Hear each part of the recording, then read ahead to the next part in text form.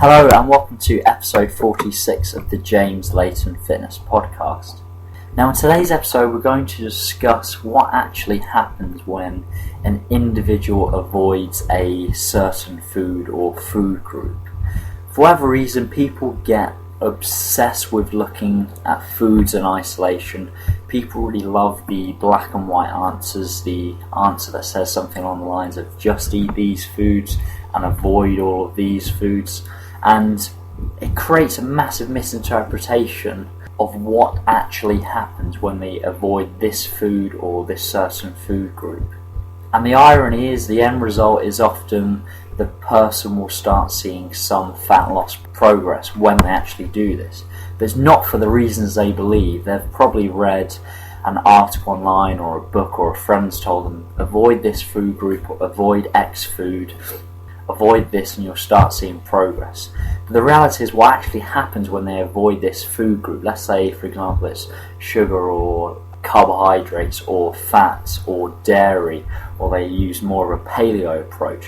What often happens is by default this elimination of this X food or food group creates a very simple energy deficit, a caloric deficit. So as I've discussed on a lot of my other podcasts, for fat loss to take place, we need to really understand and respect the number one law of thermodynamics, the law that an energy deficit needs to be in place for fat loss to happen. So basically you need to be consuming less calories than you're burning.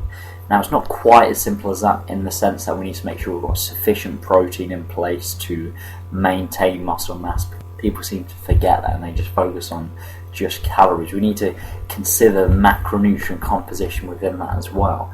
But ultimately this is exactly what's happening when they're avoiding dairy, avoiding sugar, avoiding carbohydrates, avoiding fat, is they're basically creating this energy deficit. Unless they actually fill those calories with the same macronutrient composition that they were previously eating, they're actually going to be in a position where they start seeing progress, they start seeing fat loss progress. But it's not for the reasons they believe.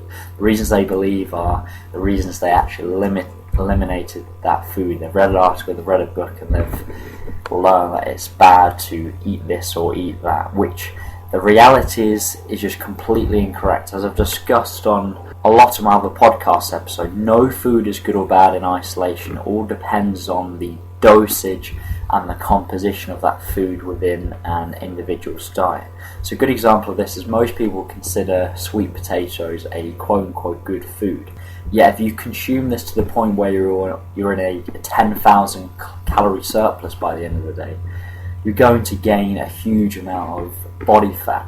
So again, it's not just about that specific food, it's actually more about the dosage of that food within an individual's diet. And this goes for traditional foods that are considered quote-unquote bad within the fitness industry.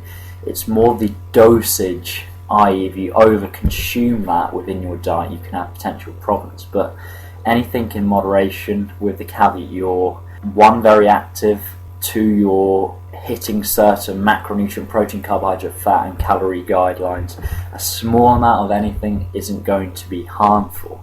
But the media portrays X food or X food group to be the root of all evil, but the reality is it's the overconsumption of this which potentially would put someone in a net energy surplus, and then you do this over a chronic period of time. That's really why people have lots of problems. It's more the chronic energy surplus, not necessarily the actual food. But it just so happens that typically, say, sugary foods or things of that nature typically are much easier to overconsume. Hence why they're often correlated to the actual problem itself. But again, it's really that chronic energy surplus that causes the problem.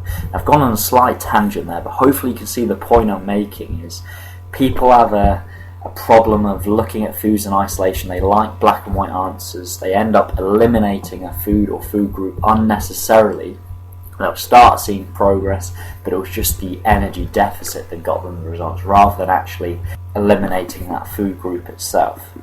Now the next point I wanted to make is you're probably asking, James, well, if people start seeing progress by eliminating X food group or X food, surely that's not a bad thing. If they're seeing progress, what's wrong with that? And the reason I have a problem with that is it creates a really bad relationship with foods. It creates this boxing in of these foods are good, these foods are bad. It creates a very bad relationship in the sense that people now will go to social occasions, they'll start eliminating foods left, right and centre. This can potentially be the catalyst for eating disorders, etc. That's the biggest problem. It's more the relationship with food that can really have a huge negative effect on the individual. And if you've ever spoken to someone who's on the paleo diet or any of these diets, they really do hold their diet almost as a personal threat. If you discuss anything and discuss maybe you could actually do it this way instead of that way, they're very personally attached to it, and that's why it is really a very important issue to discuss.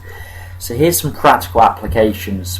First of all, I would suggest having some sort of calorie guidelines, some sort of macronutrient daily targets. And if you go to my website, James Layton, Layton Fitness.co.uk, you can download my free ebook, How to Set Up a Nutrition Plan, and it will teach you how to do this. Now, it's important to know that these calorie guidelines do have their discrepancies. They're not 100% accurate, but the key point, and I discuss this in the book, is having a starting place to work from.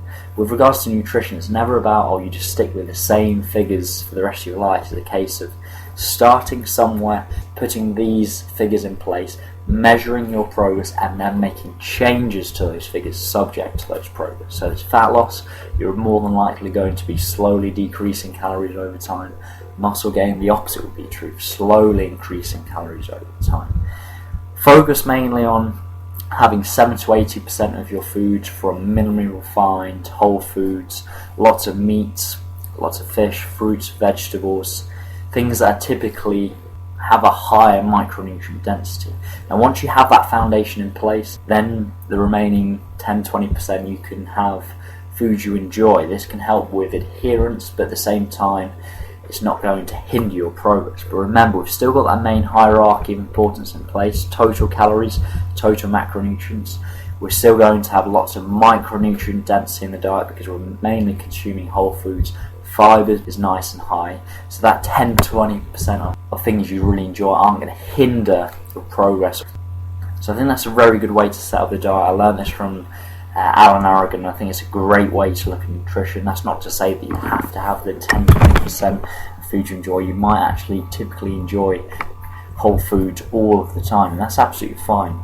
Another caveat I want to bring up when I'm discussing eliminating certain foods, I say it with the caveat that you don't have an allergy or intolerance to a certain food. Obviously, if you have an intolerance to anything or an allergy, you should be eliminating that from your diet. But most of the time when people eliminate certain foods or food groups, it's more just because they've read an article or they've read a book or someone's told them don't eat that for whatever reason, rather than actually an allergy. So there's realities they're basically avoiding that food group for no reason whatsoever.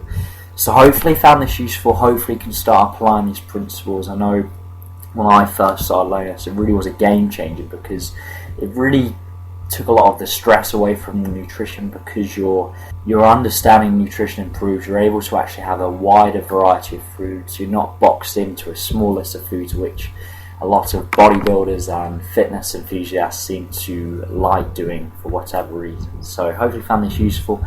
Remember to download the free ebook. Go to James Layton, Layton Fitness.co.uk. You can also learn more about myself. You can download the rest of the podcast episodes on iTunes or on my website. I've got more than over 100 blog videos on my website. You can also learn about some of the products and services that are available on the website as well. Thank you very much. I look forward to speaking to you next week. Take care.